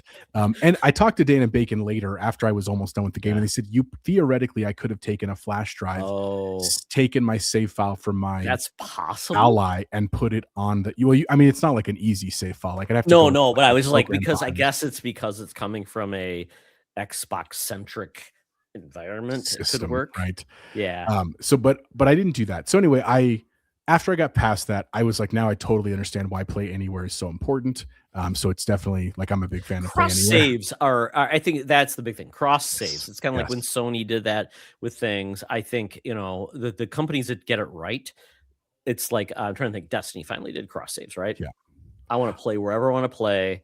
because you can't rely on play anywhere because obviously it's just that Xbox environment. So if there's games that aren't there, but cross save, Yes. cross play, those things matter. Yeah. Yes. But anyway, so once I knew I couldn't do it, then I said, okay, that's okay. I just need to finish it on the Ally. So I did. I did finish that this week. I enjoyed the story. I'm really happy with all the choices that I made in the game. I really like that it did a pretty long recap at the end where it kind of revisited all the stories that I went through. That was my favorite part. That felt like it was like a movie. Like I Yes. can't remember, Like I literally think like it 20 was, minutes. It took like 20 minutes to get through all of the like, this is what happened here and this is what happened here. And it made me feel good about my choices because I was trying to be very like altruistic and saving humanity and not the company and stuff like that. And no spoilers if you haven't played it, but I enjoyed it quite a bit. So I did that. And I don't know if I'm going to start Outer Worlds 2. I might take a break and play something a little bit different before I do that. I don't want to disappoint you, but you didn't have to play Outer Worlds 2 or Outer Worlds 1 because Outer Worlds 2 is completely disconnected. I know. And that's what Logan said too. And Yeah. he said, I probably will really like 2, but he goes, but the problem is if you like 2, you're never going to want to go back and play 1. So I was like, well, I probably should play 1 then first. I'd rather do that and have it out of the way. So then I've also been playing BallxPit for the last like month or so, and I've really enjoyed that. I finally rolled credits on that this week, and I didn't get the 1,000 out of 1,000, but I'm in like 880. I'm so close, and I kind of am like, I'm gonna put it down for now. I'm not gonna delete it yet or anything, but I want to just move away from the balls flying everywhere. I need to do something different. And so the other last thing is that I've never been a Fortnite player like ever since it come out, but with the Simpsons thing that came out last month. There's BallxPit on the screen. It's a great game. Yeah. I got my coworker. I'm assuming everybody knows what Minecraft or what Fortnite is. So I'll just play this in the background when you talk about. No, it's totally fine. So last battle pass they had the Simpsons and you actually got to play in Springfield, and like finally it was time where we were like, okay, we're all going to jump in. Dan Bacon, I even chanced a tiny bit. I think he didn't get too much into it. But we had a great time. I mean, it's like a shooter. It's like a war zone. It's like a Battlefield, obviously different, more cartoony, that kind of stuff. But because now we have Fortnite Crew with Game Pass Ultimate, because I am an Ultimate subscriber, I was like, I don't want to waste this money. I might as well go get some skins and games and stuff. And full disclosure, a lot of my students play Fortnite, right? Like a lot of them. And so I figured at the very least, it's a way to connect with some of my students. And that actually has happened in the last couple of weeks, talking about the Chapter 7 beginning and some of the skins and stuff. And so any of my daughters are super into K-pop Demon Hunters. So I got one of the K-pop Demon Hunters skins and they absolutely love that too. So just this week, they released their new battle pass and Marty McFly is in it, which is super cool. So I just got Marty McFly. I got his Air Mag shoes and stuff like that. And so it's been fun, man. I mean, is the DeLorean available to drive in? It's not one of the things yet. But like there's one of his little emotes says like Great Scott, and there's like stuff, his like drop in animation is like the clock tower and stuff like that. So I will give it to Epic. They're very good about getting that crossover IP, and it's compelling. You know, I wouldn't have spent real money on it, for the record, even the Simpsons one. Like if it had not been in Game Pass, I don't know that I would have paid the money to get the battle pass, because it's just not a game I had really played. But since it's there, it's free and it's fun. And I also think both my daughters like playing games, and my older one, Penelope, the one that had the birthday, is like starting to ask about it a little. And so I was like, this may be like a connection down the road. So I would love to know a little bit about this game. And so it's been fun. It's something I can kind of play honestly casually, because I don't care about getting that good in it. But I can get kills, right? It doesn't feel as sweaty to me as like COD does or Battlefield does. So it's been good. I love their approach. I love their execution, because they've always covered an art style that can cover any genre and cover it well, almost better than a lot of the properties when they're in video games, like Marvel's Avengers that Crystal Dynamics did. I'm like, why don't those characters look as good as the Fortnite characters, Yeah. right? Yeah. Star Wars characters. I mean, and they all work together. It's not like, oh my God, it's a human version of this guy. They all look good. Like Demon Hunter doing that. I mean, and it's, quite honestly, in a world where we may get a new Demon Hunters game by Rocksteady when, WB gets acquired by WB Games that gets acquired by Netflix. That may happen, which would be very cool, to be honest. I mean, why not? I love this, and it makes me think of the only time I really got into Fortnite was when they offered the Alan Wake experience within Fortnite because of the Epic integration. It was amazing. I got the Alan Wake skin, and I played it. It was essentially a playthrough of what happened in Alan Wake 1 before Alan Wake 2 came out. It was great. It was a great way to recreate an experience. And what I know they can do is they can do more than just make Fortnite, because they made the Lego game. They make a racer. They make they also own what is the arcade sport game with the balls. I'm blanking right now. Soccer with cars. Rocket League. Rocket League. Yeah. So they have that, and they also have the Rock Band version, or whatever. It's Fortnite music thing. So they have all these tools. So I'm like, and I've heard that, obviously Disney put a lot of money into them, about $1 billion. And I'm like, if they could just build, because obviously Unreal, this is all built on Unreal, give me like real gaming experiences, not just the Fortnite shooting with these properties. And they have won the game, because I think that's what they're trying to do with some of their new stuff that I haven't jumped into any of it, to be fair. So I'm absolutely not an expert. But they're trying to create these like separate worlds with like Lego and Ninja Turtles and stuff, where they are really trying to just change it so that you can use some of that property in different ways. I think it gets harder because when they get these licenses, they do get them in perpetuity. Like they are allowed to keep the skin for as long as they want, which is very important. But you can't buy it people forever. to feel like they're gonna lose it. Yeah. Oh, correct. It's available for a certain time, so it creates FOMO, right? Get the FOMO going, Jose. Versus like Call of Duty, where it's like next season, your skins may not travel all like, on. And it's like, oh great, glad I spent that or money. in the next game. Exactly. And I did, before we get on, I just want to say thank you, Nissa, once again for calling out a few things. The big thing is, though, Jose, Nissa says Wonderstop. Play Wonderstop. I've heard good things. I really have, and I got to play Winter Burrow for Nissa. That sounds like a game where, at least because you have someone to play it with, you probably play it with. Myself, I don't. My son he's playing Helldivers and things like that. He's at college at the time. He's like, Moonlighter 2 just came out. I'm going to play that, Dad. It's my first game I'm going to play after I'm done with exams. So, good for him, I these cozy games, I appreciate what they do. I got things to kill, man. That's where my time lies. I got things to kill, and not making houses. I own a house, and I don't even want to fix the things in my house. Want to take care of that one. No, exactly. Leaky roof, yes. Hang up pictures. You know how many pictures I've got, Jose, of like posters and things I need to hang out? Too many. Take a day, Todd. You deserve it, man. Just listen to some podcasts. Believe me, my wife was like, "You bought all this crap and you put it out." It's more like cover my ass. Is more like it. Yeah, well, I'm right there with you, bud. Looking behind me. All this. And then Winterboro. Yep. So maybe take a goal would be winter break, Jose. Pick a cozy game, play with one of your kids, make it a thing. Winterboro, I'm going to play over the break for real, because I wanted to finish Outer Worlds and BallxPit, so I can now put it on my Ally and play that while we're like hanging out. So I will have a feedback on that in a couple weeks for sure. Okay, for Nissa, I'm going to pull up the Wonderstop trailer, Jose, so we can just get reaccomplished, because I think I know what this is.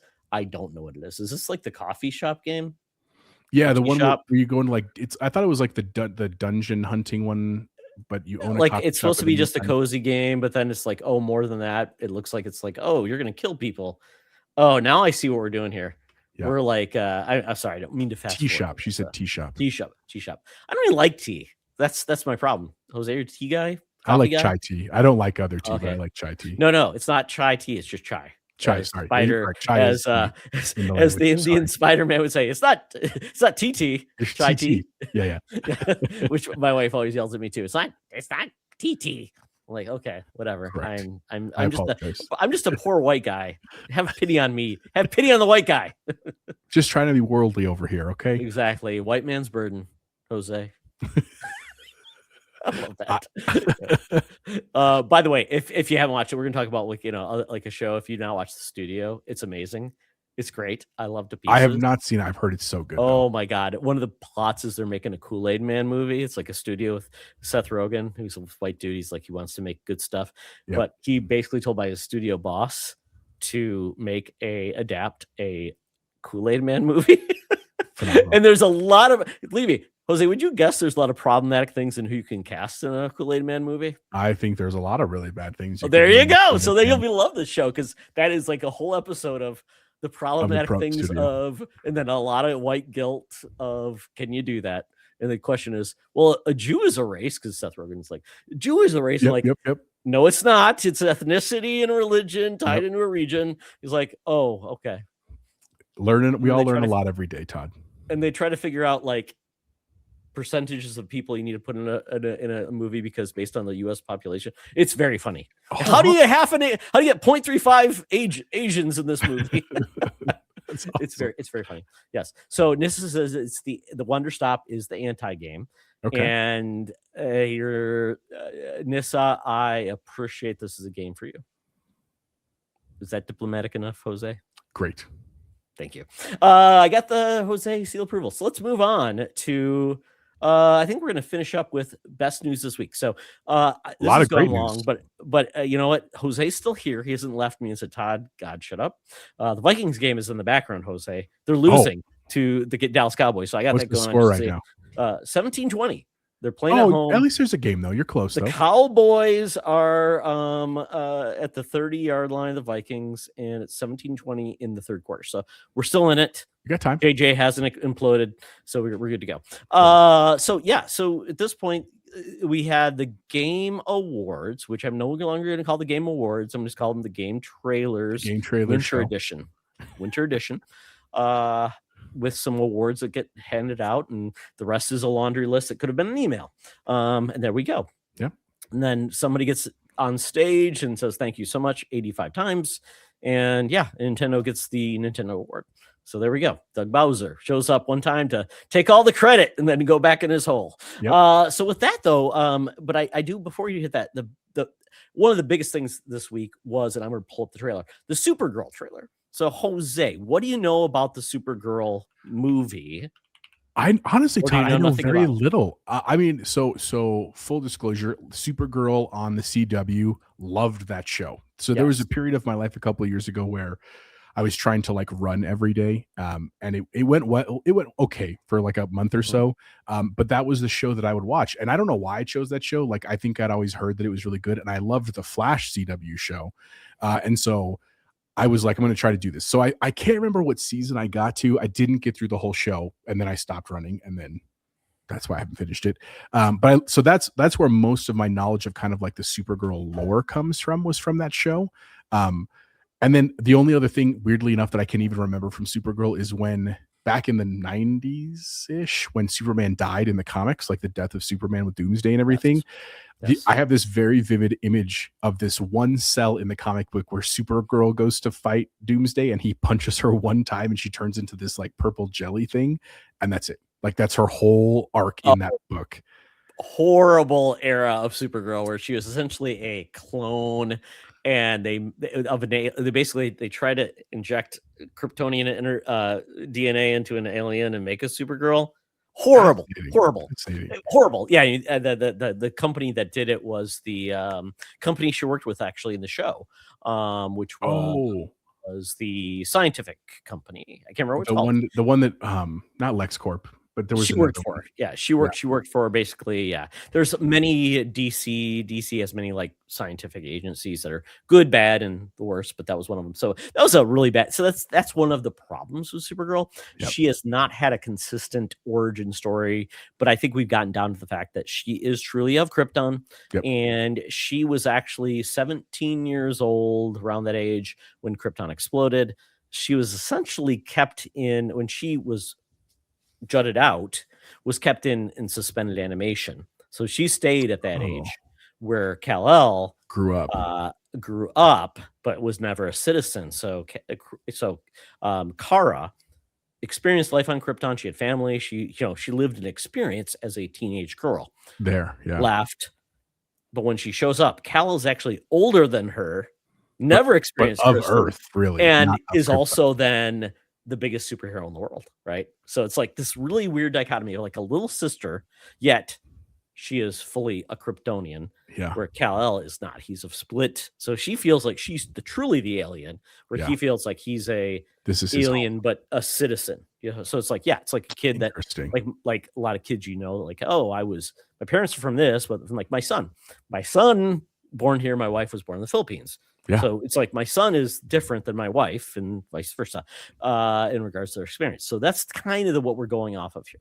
So let me bring up the trailer really quick. So if anybody knows this is Supergirl, the movie that's coming out. She was introduced in the Superman movie that just came out this summer, which is out, and she was introduced in just a little cameo, which is great. At the end, pieces. This is Millie Alcock, who was in the Game of Thrones sequel, The House of Dragons. She was great, and she's playing this character, and this role is basically Supergirl is kind of dealing with a lot of stuff. She's a kind of a mess, but she's also imbued with the same powers that Superman does. So it's a very fun dichotomy. She's also the owner of Krypto, who is kind of not the greatest dog in the world.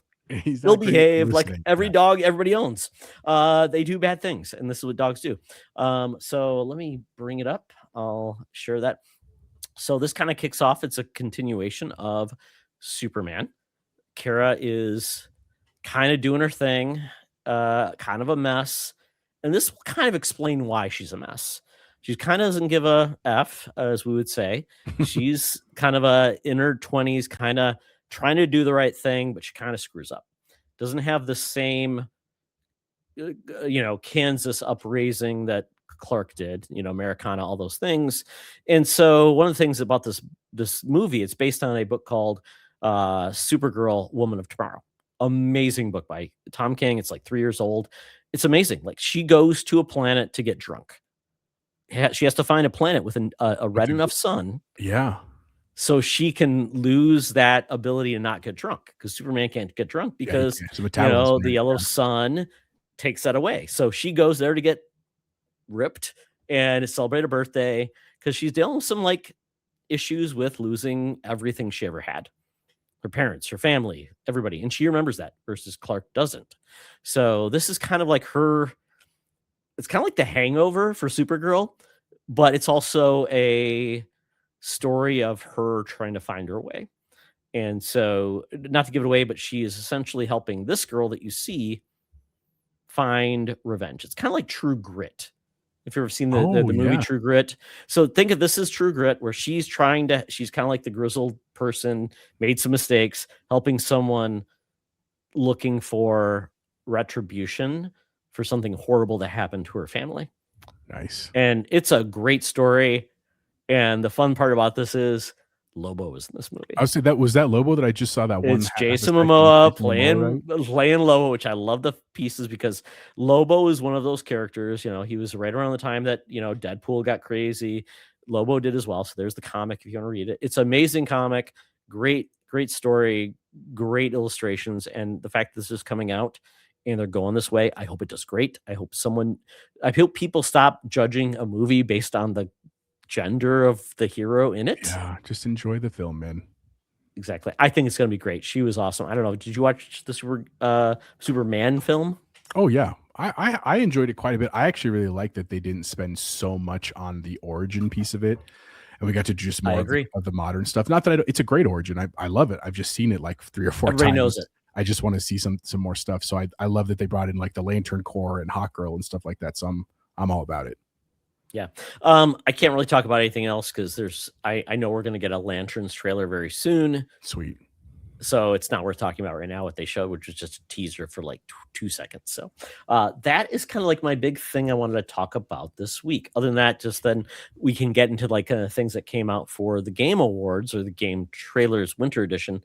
Jose, make me sure I stay on that. So with you, what were your big wow, this just blew me away? So there were, I wrote a couple down on the show notes. There were lots of things I saw that I liked and some things I was intrigued by, but the big ones for me, I already talked about, I'm a horror guy. I was really excited to hear a little bit more about Resident Evil 9. Like, I'm at about the point where I'm going to stop listening to stuff where I just want to enjoy the game. But the piece that I really liked was that they talked about they're going to have kind of 2 different stories and 2 different game types. So if you take I can't remember the girl character's name right now, but if you take her story, hers is much more of the traditional. Scared Girl, I believe is her official name. Oh, is it really? Scared Girl, Secret Agent. It's a true survival horror, right? So very hard bosses, limited ammo, dark and scary corridors. And if you take Leon's story, it's like action Resident Evil. So like that actually really will make me want to play both of the games. I was one of the few people that I didn't love it, but I certainly didn't hate Resident Evil 6. I like that you got to play these different stories that all intertwined. And so I don't necessarily need like 6 of them. I think 2 is plenty. But I'm really excited for that. The other big news, I really liked the Star Wars Fate of the Old Republic trailer. I know right after the show, we got kind of news that it's many years away still. So that's a little bit of a bummer. But at the same time, I have so much to play, Todd. I'm not really. Wait, Jose, I believe it's called Fotor. Fotor. I put it in there. SW Fotor. Which is just weird. It's like, is that fake Kotor? That's what it feels like. Faux? But the trailer looks rad. I'm super glad it's the same director and everything like that. And again, I know people, it would have been cooler if they had said like coming out summer 26, but like, again, we have so much to play. We have GTA, we have Fable. That's just 2 of this upcoming year. We have Gears of War. Like there's going to be so much to play. I'm not really worried about it. And I'd rather they take their time and get it right, because if they don't, it just puts another nail in the coffin of like the limited number of studios that are going to get access to the Star Wars IP. And so I don't want that to happen, which would be sad. Yeah, because how many games do we have announced that don't even have dates? We don't have that almost all of them remake. Yeah, we don't have that weird. It was kind of the guy who made what was the game that was made with the Jason Detroit to Human or Detroit Becoming Human. Remedy with Control. No, right? Not Remedy. No, it's the other company. The guy who's French made the Origami Killer, the Fahrenheit. Oh God, what's the name of the games? The other one that's really popular. Like Heavy Rain, was that the other one? Yes, Heavy Rain is that team. I can't remember. They're making a Star Wars game 2 that was announced at the game trailers. Was it the pod racing one? Event. No, this was a full-on new. Oh. I'll bring up a game. Who's the developer of that? Is it like he's a French dude, and he has had issues, and he announced this game. They even had what's the name of the game studio? I'm looking it up. I will figure this out, Jose. I keep talking. I'll keep looking at Quantic Dream. Sorry, that's the team. Gotcha. And I will find the trailer for the Quantic Dream Star Wars game. But I'm trying to think. There's other games too that have been announced. There's supposed to be like a Star Wars turn-based strategy game by Respawn too. Maybe, but I don't know. Or at least they would be developing it. They wouldn't be developing, but they're like making sure it's Star Wars-rific. Yeah, or like that fits the world and stuff like that. No, other than it is. It's called Eclipse. Star Wars Eclipse. I'll get you a trailer and I'll play in the background as we talk about it. Or not that, but anything else. Great. No, I only had a couple of other small ones. It was a small snippet, but I like that they're doing the Street Fighter movie. I like that they kind of were like joking with the Mortal Kombat movie people. I think they were real upset about it, to be fair. But it looks campy and stupid. It's not going to win any awards, but like I also liked the Street Fighter movie, so I was pumped to see that back. And I have to show that because that was something I was going to talk about too. It was a Street Fighter the movie, which I have never seen. Have you seen the original? I have it on Apple. I bought it like on Apple TV, and I own it there with Raul Julia and Jean-Claude Van Damme and Ming Na Wen, right? She was Chun-Li. Chun-Li, yep. Okay, I'm gonna put the trailer out now. So hold on, I got it right there. So we should all watch this amazingness. This is the most accurate video game movie we've ever had. Yes, I mean it's accurate. The newer Mortal Kombat one was okay. It was better than the original one that came out in like 91 or 93. For like the first 45 minutes after that, it was like, what are you even doing? Why is the lead character of this game or this movie not even a character in the game? That exists? Yeah. But no, this one's cool, man. I love that they got the costumes really right, but they did it in a way it's silly and fun, but it's also realistic ish, right? Okay. Did you just see that kick that just happened? Hit the guy in the air, kicks him in the. I'm like, I love stuff like that. Exactly. Like it's a popcorn flick. I'll take bacon and we're gonna go have. And they're beating the car up. I know, that was such a cool nod because they've never done that in like any of those like side games in any of the stuff. I also love that they got a bunch of professional wrestlers in it. That that means they're gonna have some fun in there and stuff. I'm an old hat wrestling fan. I love wrestling. I don't watch enough of the more recent stuff. I try to keep up to speed. It's fun. Once Peacock lost the license and now I have to pay how much money to watch wrestling events, it's kind of sad, but you know, it's fun. I mean, I don't know if your kids like wrestling or not, but my dad took me to WrestleMania 2, a closed circuit event at an arena just to watch it on a screen. That's awesome. That's how much I loved it as a kid. My dad took me like, that is the best thing a dad could ever do for a kid. Love it, man. So this is the movie. So this is the movie of the game that Quantic Dream is making for Lucasfilm. It's called Eclipse, Star Wars Eclipse. It's weird. It's something. I mean, I don't even know the era it's going to be in, and Quantic Dream is not known for doing anything other than, I would say, typically adventure action games with choices. I don't even remember them having many action sequences. So I don't know what that really means for a Star Wars game. Does it make it more of a Telltale type game? But the imagery in this looks amazing. Yeah, gorgeous. I mean, obviously there's apparently Yoda or Yaddle looking. Yeah. So what era does this mean? Is this like the High Republic? Yeah. This is before the High Republic kind of died, I guess. It's kind of done, I guess. There's Jedi doing what they're doing. But it doesn't hint to say what this game is even about. It's just a CGI cinematic trailer. It's very cool. The music is cool. We got these guys drumming. We got cool ships. And we've got, what are those guys called? The Trade Republic? Yeah. Who are very problematic. Yep. We don't need them to actually talk again because it sounds very racist. And then we got an army of creatures. I don't even know if they weren't even droids, were they? So yeah, and then there's like the base of the Trade Republic. So yeah, I don't know. What do you think? I mean, with all we're seeing with all these things, Jose, I mean, are you optimistic a lot of these games will happen, or they will just fall away? No, I'm optimistic that they're going to happen. I think it's one of those, again, I want them to take their time so they do a good job. It's a gorgeous trailer, and I love that it's gorgeous. Same with Photor, right? That looked like a cool trailer. But Dan made the point of like, it is a little frustrating when I would love a little gameplay, just because, like you said, it would be nice to be able to gauge what kind of game this is. And not that if it's like a Telltale, I won't play it versus if it's an action game or anything like that. But just when it's almost like a movie, that's cool. But it's hard to get excited after so many of them, because they all look so good, and then the game could be so very different, right? And so that's the part that is a tiny bit frustrating, but overall exciting. What do you think? I really want, and I think because of with Casey Hudson coming back, that gives me hope, because he got off of the Mass Effect BioWare engine, because that ship is going to crash if Mass Effect doesn't perform. So I'm glad he gets to do what he wants to do with a series that he obviously knows very well, and I'm very excited for that game. Other than that, with Star Wars, I don't know. I mean, I think the racing game is going to do well. It's not just pod racing, so that's gone well. It's just not for me. I don't really get into pod racing. I don't really get into racing. But if you are, that's awesome. Yeah, or if you love by the Criterion team, right? Yeah. So that's really cool that we finally have some people making stuff that know how to make racing games and exploding things.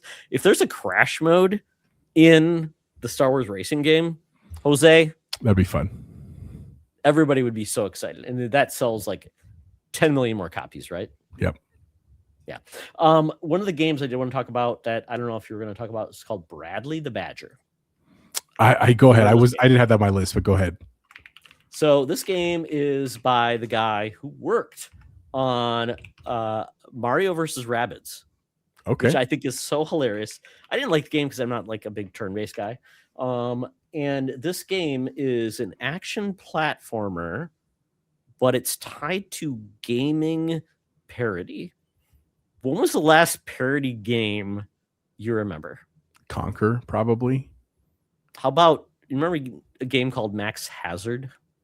I remember the game. I never played the game, but yes, I do remember. With Patrick Doogie Howser did the voice, and so did Neil Will Patrick Harris. Arnett. Nice. Yeah, and it was kind of like a goofy, like kind of over the top, kind of like a Duke Nukem type guy. We just haven't got a lot of those that have been successful.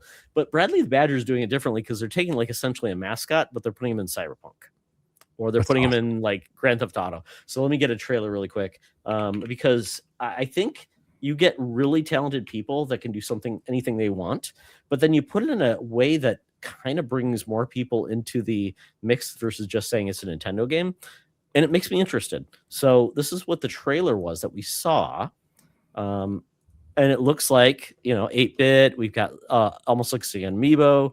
We got Bradley the Badger, who looks just like a Nintendo character, and he's happy. I mean, he's like Conker before they made him a drunk. Yep. Yeah. And then he looks out and the world's changed. And guys, watch on YouTube if you're not already, because I don't know why you would, because we're showing so much on the screen. And there's Nissa saying Bradley. Yes, it's Bradley. But it was unexpected. And then he goes into a Badgerborn, which is Bloodborne, right? It's horrible world. I love spooky game experiences. And he's taking out guys, and that's awesome. But like they're exploding, like not exactly family friendly in a lot of ways, and then waiting for a review, so it's making fun of games. He's holding a controller, and now he's manipulating, making furniture, and I like that. It's a cool gameplay element, right? And then what else can he do? He can throw things at explodability. Cybrid Badger, that's awesome. And he can turn into objects. I mean, what is this even? The Last Badger. Last of Us. Right, yep. Oh my goodness, he turns into a truck. This is like Kirby, and I don't even know what you can do. Is that like Katamari? Like, can he absorb things, or he just rolls? Maybe, or he changes his own state. It looks like. I don't even. Oh no, he's a human. Oh, that's amazing. Is that a gameplay part? Can you imagine that? I hope so. That's. Or is it like meta? Is it like meta? Like, am I the Badger? Oh no, he's dressed up like a badger too. I love it, man. Oh no, is he gonna have to develop a game? Where you wake up in someone's house, or maybe that's his creator. It could be. Oh my, I love this. Oh my goodness. So this game made me smile because I feel like it's a game that just out there to have fun. It's like, this is why I love games, because we always see something new that was like, I didn't even think this was possible. Absolutely, right? Man. That's great. I hadn't seen that trailer, honestly, because I didn't get to watch the show live. I was watching it all post, but man, how could you, fun. Jose? It was 3.5 hours long. I know. And only 20 minutes of that was the words or whatever they called them. And other than that, it was like Jeff Keighley talking about the Muppets, or Miss Piggy having a song with Ralph. Anything else you wanted to hit on? Just the other two that I was excited about were I really love that they brought Tomb Raider back. Like, they're doing a new Tomb Raider, and they're basically remaking the first one in like a modern engine. I'll be honest with you, I never played the original one. Chance did, Bubble Boy did. He was a huge Tomb Raider dude. Wow. But I'm excited to go do that. And then the other one, it was just really nostalgic, like the Mega Man. And I didn't even play that much Mega Man as a kid, but I thought it was such a lost IP that they haven't really used. They tried to make it like 3D and stuff. And anyway, so yeah, Tomb Raider I'm really pumped for because it looks gorgeous. I liked the new Tomb Raiders. They were like really gritty and fun. I like that this is kind of I don't think it's a continuation of that character, but they're just more Tomb Raider, it's like what's the PlayStation equivalent with Nathan Drake, Uncharted. It's like Uncharted. It's just fun games, dude, and cool lore and stuff. I don't need them to make sense. I just want to go have a good time. And so really excited for both of those. Yeah, it was interesting. A lot of people, there's a geek group in the Twin Cities. So like Tomb Raider means the world to me, and I just want it to be good. And I'm like, I think we're going to get both, because there's the first game that's coming out, Lannis. It's basically a remake of the original, which was full of dinosaurs, and so it's going to have that fun element. And then we've got this new one called Catalyst, which looks like that we're watching right now in the trailer. This one's going to be like, this is what the game is going to be like going forward. Oh, and there's a dinosaur here too. Right there. Yeah. Or no, this is the Legacy of Atlantis. I was wrong. The other one, though, is going to be more of the, like, what is Tomb Raider going to be going forward? We obviously had the Rise of Tomb Raider, Shadow, and those were and those were great. I liked all but the last game, because I felt like it tried to be something it wasn't. Yeah, but but Tomb Raider has so much promise. There's an animated series. We also have then the Sophie Turner live action version. Yep. So yeah. And the movie, I never saw the most recent movie. I heard it was good though. It was good, man. It was fun. Again, is it not winning awards, but if you're going to have a good time, as you should be, you're going to have a great time. Absolutely. Well, there we go. The Game Awards is a weird one. Not everybody cares for the format, things like that. But if you're in for the trailers, I think it delivered what it was supposed to do. Yep. A lot of things there. And then after that, it was funny. Like Xbox wasn't there, but then, we're going to have a game developer thing in January. So I'm like, that's why they weren't there. They want to pay $3 million. Yep. But they'll be there anyways. And they also had, what was their big game that they had there from another? Oh, they had Diablo, right? Their trailer for the DLC. So they were there. But they weren't there in regards to that place because they're like, hey, we're going to have a big show. Come and show us. And we don't have to be charged $3 million for 1 minute trailer. So there we go. So, Jose, thank you so much for being on. This was a hoot. I love talking to you about all the things you love because you love really cool stuff. So because we don't want to be limited just down to gaming. And I think you're more than that, just like most of your co-hosts. Yeah. We love to talk about awesome things. I'm glad you guys talk about a little bit on your show, but you only have like so much time. So I'm glad we get to talk a little bit more about everything you love. Absolutely, man. Well, Todd, I appreciate you being here, man. It's always great to talk with you. Just you like in the way that my family would say is like you're good people, right? Like it's just down to earth, work hard, and I appreciate hanging out with you and talking about the fun stuff. Again, it was a really nice way to just start the weekend ready for a long week, reminding me that there's lots of great stuff out there, and it's been an exciting week. And in just a couple days, we get to finally dive into leisure, right? Like leisure is an important part of life, especially as you get older. As we talk about the good things, the old days, the food we love, the people we love as well, and the food we love to eat. So thank you so much, Jose. Tell people where they can find you and all the cool stuff you want them to share, want people to see you do.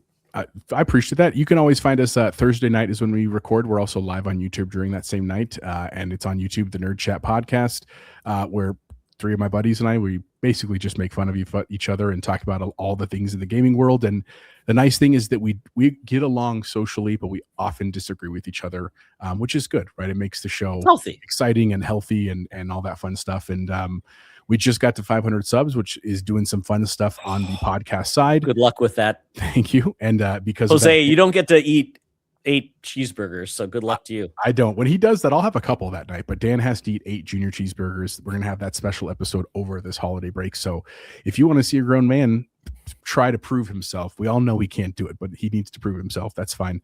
Check us out again Thursday night. I'm ChipotleBear everywhere, and really appreciate just everybody out supporting all the small creators because we do this for fun, man. Great show. So much fun. They make the community really a part of the show. So watch it there. Just to avoid some of the takes that are there because, Dan can't help himself. We got hot and I would say man. Everybody should get a pass on this. Just get at the 8, but make one big 8 patty with cheese and bacon into one event. Just make it big, but don't get rid of most of the bread. That's all I'm saying. Ooh. Oh, well. We'll see what happens. So thank you, Jose, again. This is great. I'm glad to have you part of my podcasting family and friends in life. And then with that, just check out the Fandom Foundry at fandomfoundry.com, at the Fandom Foundry and all socials. Check out our Discord, check out our YouTube channel, and check out our website. And give us a rating on our podcast. We'd appreciate that. So with that, Jose, thank you so much. And remember, folks, this might not be your best week, but make the next week your best things ever. Love it. I'll get it right one year, Jose. Have a good night, everybody. See you guys.